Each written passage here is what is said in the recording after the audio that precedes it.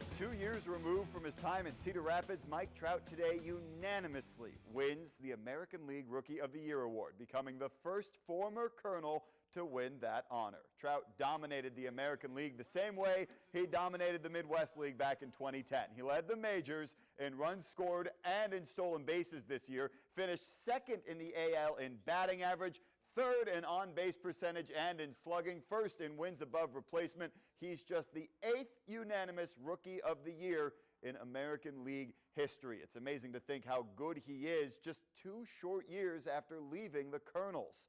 During Mike's time in town, no one knew him better than the people he lived with, Don and Robin Grawe. I caught up with Mike's Cedar Rapids family to find out what he was really like during that magical Midwest League summer. The basement at Don and Robin Grawe's house is all baseball, from the wallpaper to the memorabilia to the seats from Old Busch Stadium. So it's no surprise, this is where Mike Trout's big league career really got started. Every morning he would come bopping up the stairs with a huge smile. It was always a good new day. Mike had a lot of good days in the summer of 2010, leading the Midwest League in nearly every offensive category. But it wasn't until late in the season the Graws realized they had a potential star in their basement. Mike dominated his position. He dominated the game. He was one of those guys, every time he got to the plate, you expected something special to happen. You can tell, that it factor that it has.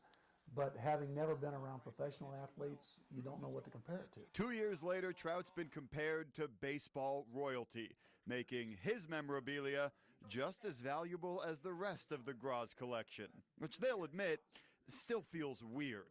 That was surreal, to realize that that's the kid that was bopping up and down our steps and playing video games at 1 o'clock in the morning after ball games, that he really is this Major League Baseball star. When I go to the games and I see him on the field, and it's like, this is the pros. He's made it. This is the big leagues. It's like, wow. Of course, to Don and Robin, no matter how many awards Mike wins, he'll always be that 18-year-old downstairs. I can't not think of Mike other than that kid that lived in our house. He's still just, he's one of my family. He's just one of the kids. I caught up with Mike back in August when the Angels played in Chicago to talk about that quick rise he had in the majors. That whole interview from early August is on our website, fox28iowa.com. It's in the Sports Extended section, the very top of the page.